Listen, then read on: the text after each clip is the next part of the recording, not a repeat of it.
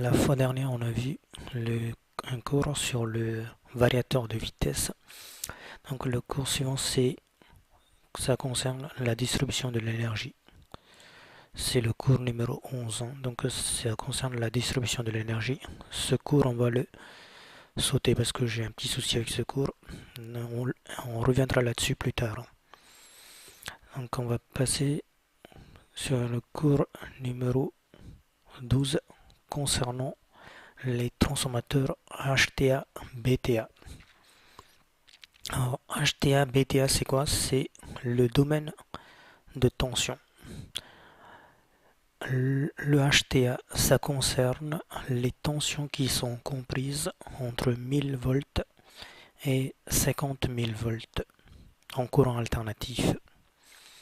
Et le BTA, ça concerne les tensions comprises entre 50 et 500 volts en courant alternatif. Parce qu'en courant continu, elle est différente, elle est donnée dans cette colonne. Alors, donc ici, nous avons le symbole du transformateur. Ici, on a la plaque signalétique du transfo. Et ici, on a les caractéristiques. Ici, on nous donne une formule U de 0 est égal à U1 fois N2 sur N1. Alors, comment est-ce qu'ils ont trouvé cette formule? Tout simplement, le rapport de transformation de tension est égal à U de 0, c'est-à-dire la tension au secondaire à vide sur la tension primaire U1. Il est égal à aussi à N2, le nombre de spires du secondaire, divisé par le nombre de spires du primaire N1. Donc après, il n'y a plus qu'à faire sortir le U de 0 en faisant U de 0 est égal à N2 multiplié par U1. On le fait monter en haut. Donc c'est ce qu'on nous donne dans cette formule. Donc c'est une formule classique, hein. Donc nous, ce qui nous intéresse, c'est la plaque signalétique. Alors, dans les caractéristiques, on nous donne la tension. On nous dit U1, c'est la tension primaire en kilovolts. U de 0, c'est la tension secondaire en volts. Sn, c'est la puissance nominale en kilovoltampères. Ensuite, on a les indices horaires, le couplage des enroulements. UCC, c'est la tension de court-circuit en pourcentage. Ça, on va le retrouver ça sur la plaque signalétique du transfo. Donc ici, on a le nom du transfo, ensuite le numéro, le type, l'année où il a été produite, le niveau d'isolement, tout ça on s'en fout. Donc nous, ce qui nous intéresse, c'est la tension primaire U1. Elle est donnée dans cette colonne. Problème, il y a plusieurs tensions. On ne connaît pas notre tension U1. Donc pour connaître notre tension primaire U1, il faut regarder la tension secondaire U de 0 qui est donnée dans cette colonne. Donc c'est 410 volts. Donc il faut regarder dans cette ligne et notre tension primaire est de 20 000 volts. Et ça correspond au repère 3. Et dans cette colonne de 1 allant de 1 à 5 sont les repères des bornes, ce qu'on va le servir pour faire le câblage de la tension du bobine primaire pour le branchement. Ensuite, le Sn, la puissance nominale, elle est donnée là, c'est 2500 exprimé en kilovoltampères. Ensuite, le couplage des enroulements, le grand Y. Ça veut dire c'est le couplage de l'enroulement primaire. Y, ça veut dire qu'il est couplé en étoile. la seconde lettre, petit y, c'est le couplage de l'enroulement secondaire. Donc le premier, c'est le couplage de l'enroulement primaire. Le second, c'est le couplage des enroulements de l'enroulement secondaire, qui est couplé aussi en étoile. Ensuite, le N, ça veut dire que le neutre, il est sorti du secondaire. Ensuite, le 0, ça correspond à l'indice horaire du transfo. Ensuite, la tension de court-circuit UCC, elle est donnée là. Il est exprimé en pourcentage, donc il est de 7,5%. Ensuite, l'intensité absorbée par l'enroulement primaire est donnée là, qui est de 72,2 ampères. Donc ça, c'est l'intensité absorbée par l'enroulement primaire. Et l'intensité absorbée par le secondaire du transfo est donnée là, qui est de 3520 ampères. Alors, qu'est-ce qu'on constate sur ce plaque signalétique? Au primaire, pour une forte tension de 20 000 volts, j'ai un petit courant de 72,2 ampères. Et au secondaire, pour une faible tension de 410 volts, j'ai un fort courant de 3520 ampères.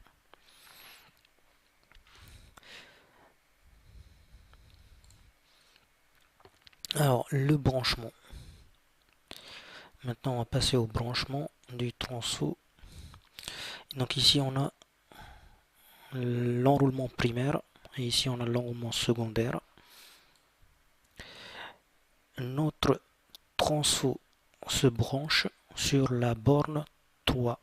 Donc ici, on a les repères allant de 1 à 5 et notre transfo se branche à la borne 3. Donc on va ramener les trois phases sur la borne 3. Donc on a 1, 2, 3, 4, 5. Donc on ramène aux troisième borne. Et le secondaire, il est couplé en étoile. Donc on le couple en étoile et on fait sortir le neutre. Donc au-dessus, j'ai 20 000 volts et au secondaire, j'ai 410 volts.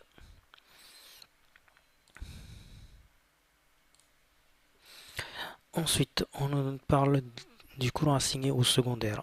On nous donne la formule de puissance apparente Sn qui est égale à U de 0, la tension à vide au secondaire, multiplié par I de N, l'intensité absorbée par le secondaire,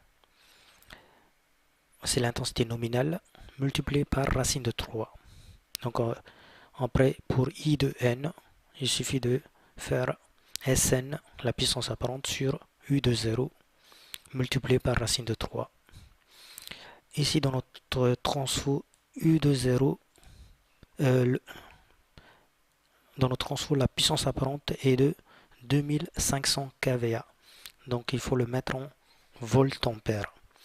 Donc, 2500 multiplié par 10 puissance 3, divisé par la tension à vide est de 410 volts, multiplié par racine de 3. Ce qui nous fait 3520 ampères. Donc, c'est bien ce qu'on trouve sur la plaque signalétique du transfo. Ensuite, on nous parle du courant de court-circuit ICC. Alors, on va aller mollo pour ça, parce qu'il est assez balèze à expliquer. Alors déjà, c'est quoi un court-circuit dans un transformateur?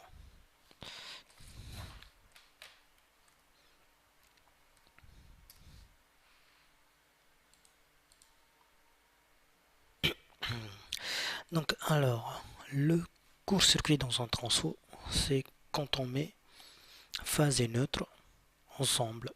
Donc là, ça va former un court-circuit. Alors, le courant de court-circuit, c'est quoi? C'est le courant qui va circuler au moment quand il y a un court-circuit.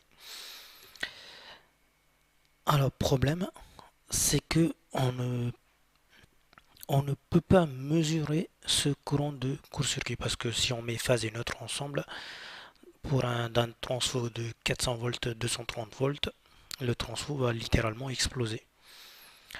Alors, il faut tout de même calculer ce courant de court-circuit. Alors, comment est-ce qu'on va le calculer sans faire exploser le transfo? C'est ce que l'on appelle un essai en court-circuit. Alors, l'idée, c'est quoi? C'est on prend le même transfo, mais cette fois-ci, on va faire varier la tension au primaire de 0 volts à une certaine valeur jusqu'à ce que on obtienne au secondaire le courant nominal, le secondaire qui est en court-circuit.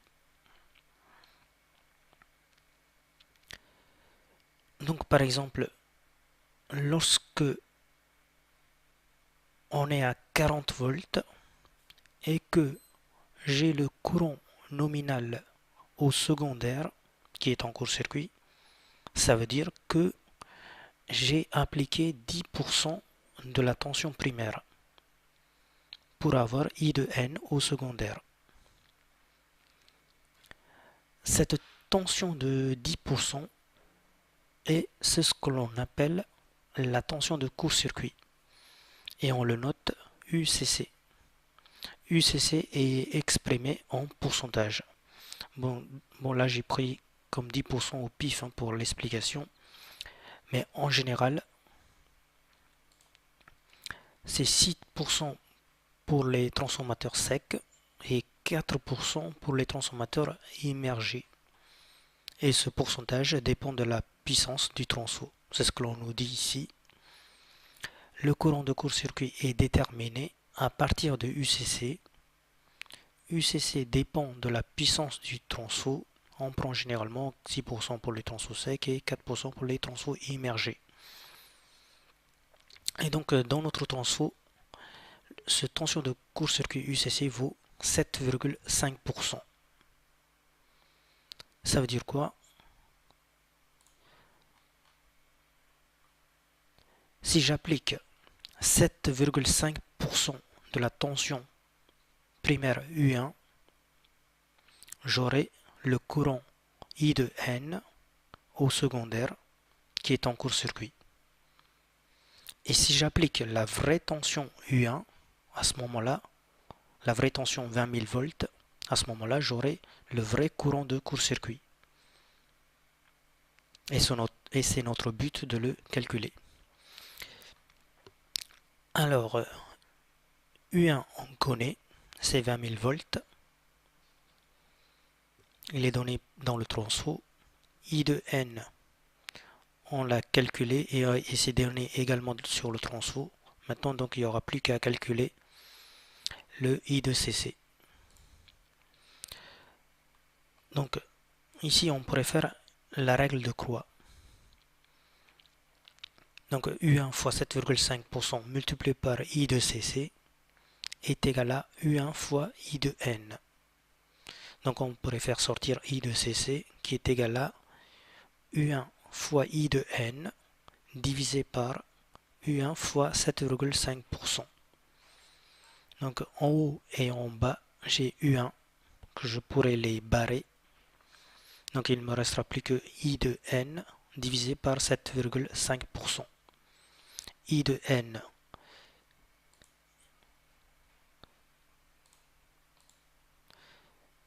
on a calculé tout à l'heure qui était de 3520 ampères. Il est également donné sur le transfo.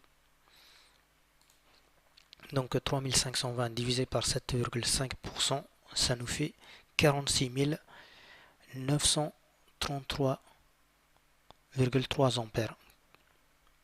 Quasiment 47 ampères. Donc c'est ce qu'on devrait noter ici, 46,9 kA.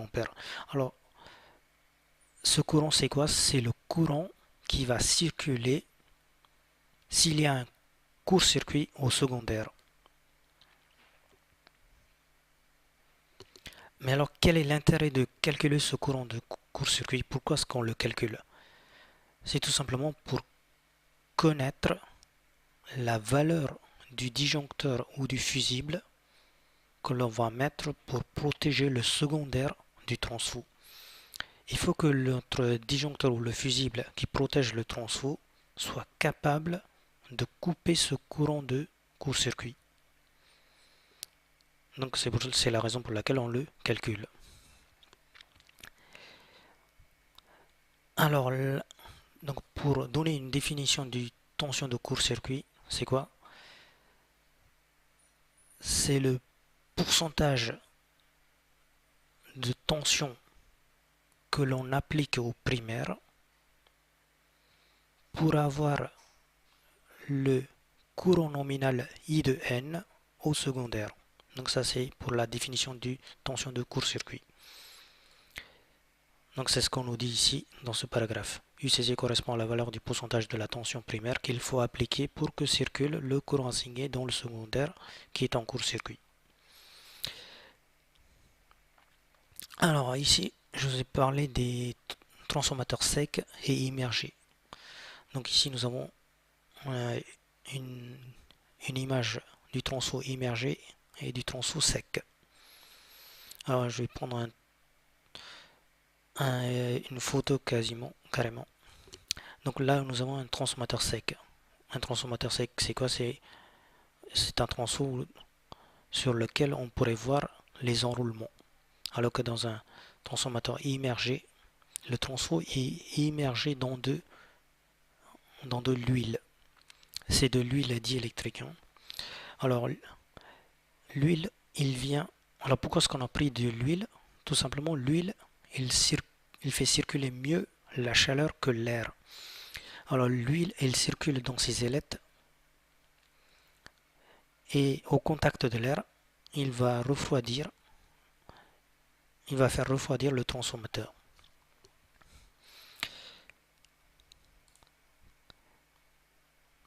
Alors ici on nous parle d'un relais Buchholz. Alors ce relais Buchholz, il est utilisé dans les transformateurs immergés. Donc ici nous avons le relais Buchholz, il est relié aux cuves du transformateur. Donc c'est un circuit hermétiquement fermé dans lequel il y a de l'huile. Si par exemple le transfo il chauffe, si on fait chauffer de l'huile de friture, qu'est-ce qui se passe? Il y a des bulles qui se forment. Donc là c'est pareil, si le transfo il chauffe, il y aura de l'huile qui va se former dans ce relais. Et donc l'air il va se mettre dans cette partie en haut. L'air qui s'engouffre dans cette partie vide va faire pression sur le flotteur F1. Et donc le flotteur F1, il va descendre et va fermer un contact. Et ce contact va signaler une alarme pour dire que, attention, le transfo il chauffe. Alors maintenant, si le transfo il surchauffe énormément, qu'est-ce qui se passe? Il y aura un fort débit dans ce circuit. Il y aura un fort courant qui va circuler dans le circuit et va faire basculer le flotteur F2. Et ce flotteur F2 va fermer un contact. Et ce contact va signaler, il ne va pas signaler, il va faire déclencher un disjoncteur ou un fusible par exemple. Donc c'est ce qu'on nous dit ici. Relais Buchholz, pour tout petit défaut interne, il se produit un faible dégagement gazeux qui se localise dans le relais et fait descendre le flotteur F1. Donc on a un contact fermé et ensuite on a une alarme. Pour un défaut important, il se produit un fort dégagement gazeux qui pousse le flotteur F2 et donc il ferme un contact et on a un déclenchement. Alors ce relais Buchholz, il est employé au-dessus de 100 kVA vraiment pour des gros transformateurs. Et sur les gros transformateurs, vraiment des gros, on pourrait également trouver des ventilateurs au-dessus qui améliorent la circulation de l'air pour le refroidissement du tronçon. Alors maintenant, on va passer aux critères de choix. Alors le choix du transformateur va dépendre de la tension primaire, c'est-à-dire de la tension du réseau. Si on est 5000 volts ou à 10 000 volts, tout dépendra de cette tension primaire. Et également de notre tension secondaire que l'on a besoin, si c'est 230 ou 400 volts. Ensuite du couplage des enroulements, s'il est couplé en étoile ou en triangle. Également de la puissance à assigner. Si par exemple on prend un gros transformateur,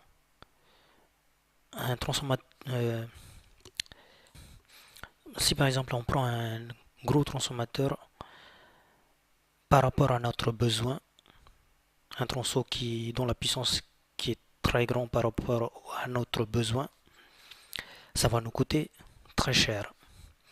Et si on prend un tronçon dont la puissance elle est plus petite par rapport à notre besoin, le tronçon va surchauffer et de toute façon on n'aura pas l'intensité suffisante pour notre installation. Donc le choix du tronçon va dépendre aussi de la puissance assignée. Ensuite de la température du local. Et la température on le déclasse en fonction. Le déclassement se fait en fonction de la température. Et également, le choix du tronçon va dépendre aussi du type de transformateur, s'il est sec ou il est immergé. Et également s'il pourrait être installé à l'extérieur ou en cabine. Par exemple, on a des tronçons qui sont installés à l'extérieur, qu'il pleuve ou qu'il neige, ils peuvent être installés à l'extérieur parce que les contacts ils sont complètement isolés. Alors ici, je vous ai parlé de la température du local qui se déclasse en fonction de la température. Alors pour ça, on a une courbe. Donc on va faire une zoom sur cette courbe. Alors cette courbe, ça va nous permettre de déclasser le tronçon en fonction de la température. Donc sur l'axe des ordonnées, on a la température. Sur l'axe des abscisses, on a des coefficients. Donc si je prends par exemple 20 degrés, je regarde le coefficient est de 1. Et au-dessus de 20 degrés, le coefficient est supérieur à 1. Et en dessous de 20 degrés, le coefficient est inférieur à 1. Ça veut dire quoi? Au-dessus de 20 degrés, le tronçon il va certainement chauffer beaucoup plus. Il y aura des pertes. Donc il ne va pas fournir sa puissance nominale. Et en dessous de 20 degrés, comme le coefficient est inférieur à 1, ça veut dire que le tronçon il pourra fournir beaucoup plus que sa puissance nominale. Donc prenons par exemple un tronçon dont la puissance assignée vaut 250 kVA.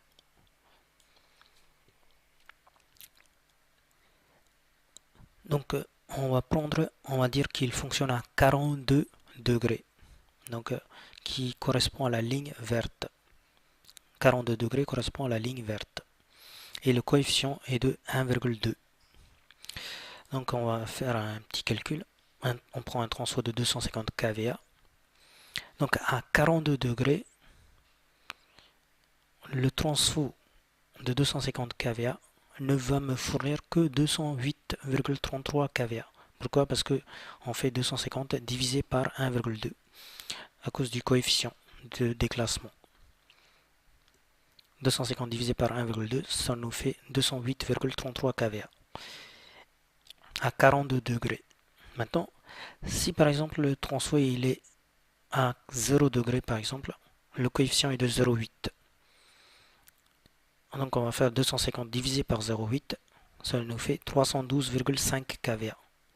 Donc à 42 degrés, il va me fournir un transfo de 250 kVA. À 42 degrés, il va me fournir 208 kVA. Et à 0 degré, il pourra fournir beaucoup plus que sa puissance nominale. Ok, donc en dessous, on a un exemple. On nous demande de déterminer la puissance nominale, la puissance normalisée du transformateur, sachant que le courant d'emploi est de 680 ampères, U2 nominal est de 400 volts, la température du local est de 42 degrés, prévoir une réserve de 20% en vue d'extension. Alors pour ça, on va déjà calculer la puissance apparente du transfo en connaissant la formule S égale UI racine de 3. U, on connaît, c'est 400 volts. I, intensité absorbée, est de 680 ampères. Donc on va faire UI racine de 3. 400 fois racine de 3 fois 680. Ça nous fait 471,1 ampères. 1 kVA.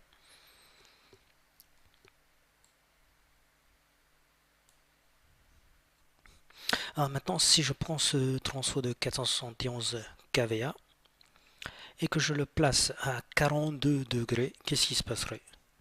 Donc le 42 degrés, ça correspond à un coefficient de 1,2. Donc à 42 degrés, il y aura certainement des pertes dues à l'effet Joule.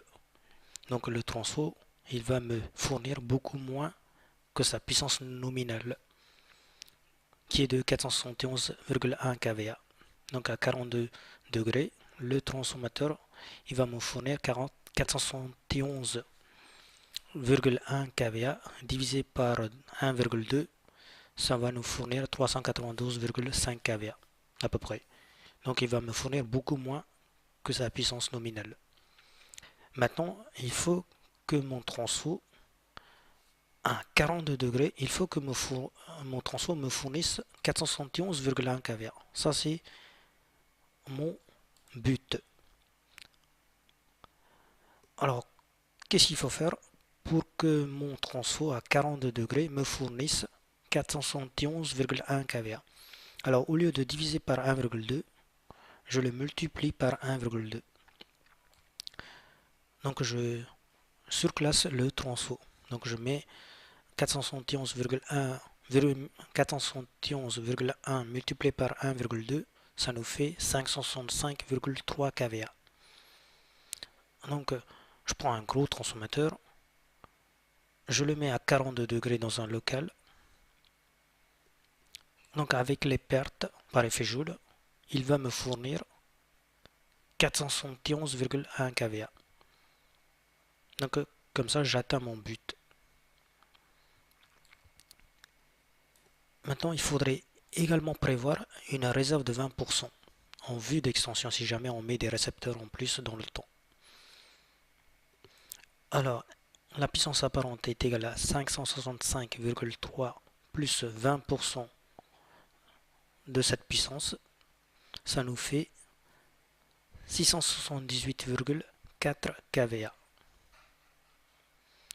Donc maintenant, j'ai la puissance du transfo. Il n'y a plus qu'à aller voir dans le catalogue les transfos que l'on nous propose. Donc là, on a la puissance normalisée des transfos.